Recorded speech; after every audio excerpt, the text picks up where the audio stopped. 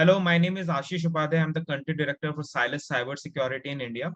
Today, we will talk about the importance and the challenges of handling cyber risk in railway operations. I would like to thank the organization Crescendo and in Rail Digi Expo 2021. So, thank you for giving me this opportunity to present this particular topic. So let's go over this particular topic. We will talk about railway cybersecurity in high level. Okay. So what has happened in past 10-15 years in railway industry? If we talk about mainline, freight, urban, operators have invested on technology. So we wanted to drive train faster. So we wanted to have more number of kilometers of track each and every day. We wanted to have new technologies like asset management platforms, predictive maintenance, and we wanted to have we wanted to reduce the headway part as well. So with that part, with growing new technology, there is a little bit of thing which is behind is cyber security.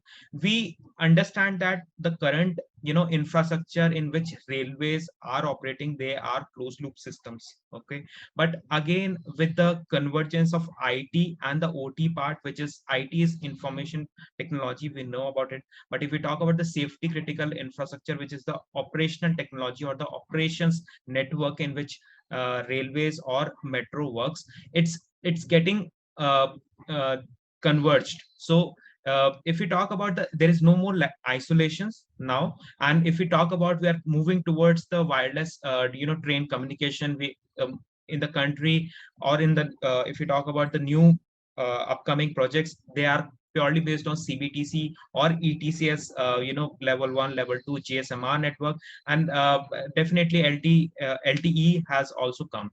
So with those incoming communication protocols, there is a lack of security that we have seen. And definitely once the systems are deployed, once railway systems are installed, they have a longer services life. So generally 20 years, 30 years, that is how the operators look into. So definitely digitalization, connectivity, and if you talk about those systems which are being deployed, they are designed to be safe, okay, but not secure. That is what I wanted to highlight. And if we move to the attacks, the scenarios which are happening in the industry, we will go over some use cases as well.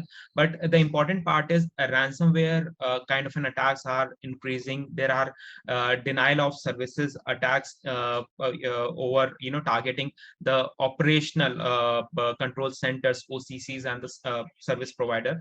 And definitely since all those communications which is related to CBTC, GSMR, or LTE, they are happening over unencrypted OT side of the communications channel. So let's take for an example, like how are the attacks happening in the railway industry. So just for an example, CSX Corporation USA 2003. So there was a denial of services attack which has happened. If we go towards an example of Lord's Tramway 2007. So, here again, there was an attack happened on the OT side of the railways. Okay, derailments happened because of that. SFO, Municipal Railway. So here again there was a ransomware kind of an attack, and we have seen that it's increasing. This attack happened on the ticketing systems, okay, which created a revenue losses for the customer. So if we talk about the one more attack, which is Deutsche Bahn on in 2017. So here you can see that in 2017 this particular attack happened. Again, ransomware. Okay, the complete passenger information system, PIS system, was compromised here. Okay, this attack happened in Sweden 2017, denial of services. Okay, one more example, Danish railway. Again, there was an denial of services attack. So we have seen, these attacks are increasing. Again, one example of Canada. Okay, there was so in order to have the recovery after the attack, they suffered a huge loss of $2 million. Okay, Vancouver in 2020. So the whole the whole story here is that hackers understand that railway systems are not secured. Okay, so they can actually penetrate into the system. They can, be in your system for 1 year, 1.5 year. They will be learning about your network, and then they launch the attack in multi-phase way. This is how the cyber attacks are basically launched. So we have seen from in last 2 years, 2.5 years, there's a rise in 173% attacks only on the railway environment, which is like pretty much growing, and there is a need to secure these operational system or these safety critical network. So if we talk about 2021, you can see in February there were two attacks happened. In April there were some attacks which has happened, highlighted here. Okay, now let's talk about recovering from these cyber attacks. So if we talk about, there are some steps that are taken by the industry to recover.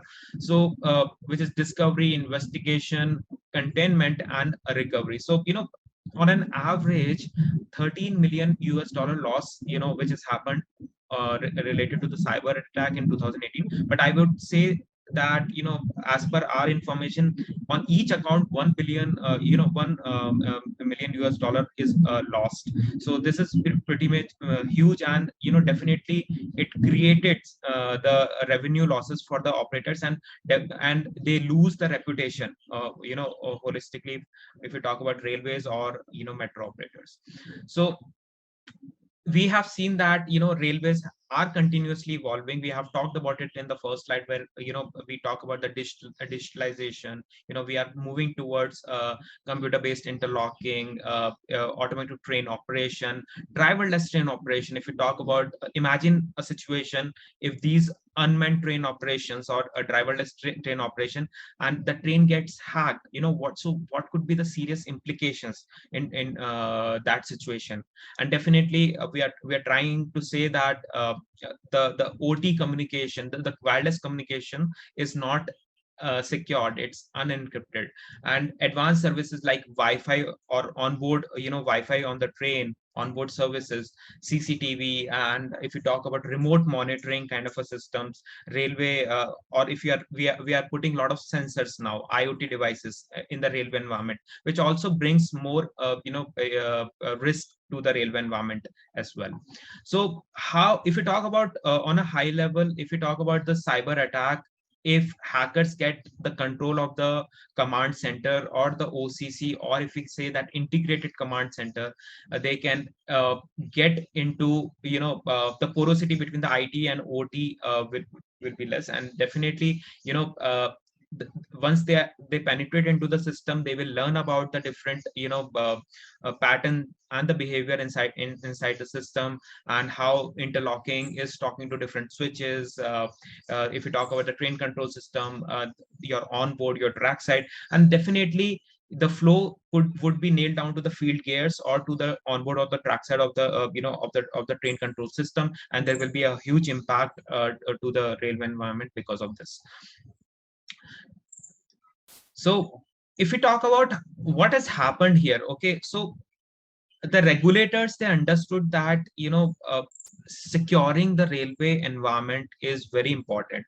Okay, so in Europe, they came up with different regulations. So there is one important regulation we'll talk about, that is Senelec TS 5701. Okay, which is an incoming regulation. Okay, they understood that for railway industry there is a specific need of railway cybersecurity framework. So this is the reason they introduced this, because they understood that in Europe, if a train is going from Netherlands to London, it will encounter different telecom system, different ETCS level systems would be working in that particular environment, and all those information related to these systems are directly available on the internet. If we talk about the tenders, specification, protocols, so everything is available over the internet, and it becomes easier for the hackers to understand about the environment, the operational environment. And there are various Chinese websites, there are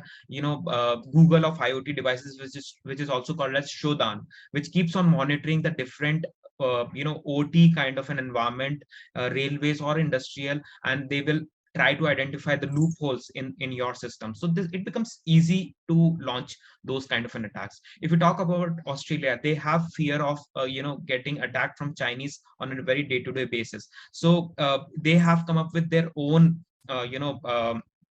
cyber security regulation. So again, for train control system for rolling stock, US is using NIST framework, and they do regular cyber security audits. In India, what has happened is we had a national cyber security strategy, which was like earlier version was 2013. Okay, recently, Data Security Council of India, they worked on this particular strategy, they updated it, and now the new version is 2020, which talks about securing the critical urban infrastructure. Okay, which is where railways and the metro comes into picture. And definitely with this particular regulation, now the all the new public sector companies of railways, and if you talk about Indian Railways different divisions, they are appointing CISOs, which are chief information and security officers, responsible for deploying and the complete cyber security in those organizations. And we have certain which is under Ministry of Electronics and IT, which is also responsible for if any kind of cyber attack which happens in the Indian environment. So if we talk about Synelec, which is a technical specification, a guiding document for most of the railway companies, which will be used across. Okay, it talks about securing your communication, signaling, and rolling stock network. And this on this particular specifications, the new systems, which is like intrusion detection system, IDS, would be or should work. Okay, so let's move to the difference between like different cyber security kind of solutions that you would see in the market. So there would be some solutions which will be focused on IT security. Okay, there will be some solutions which will be only focused on the OT security.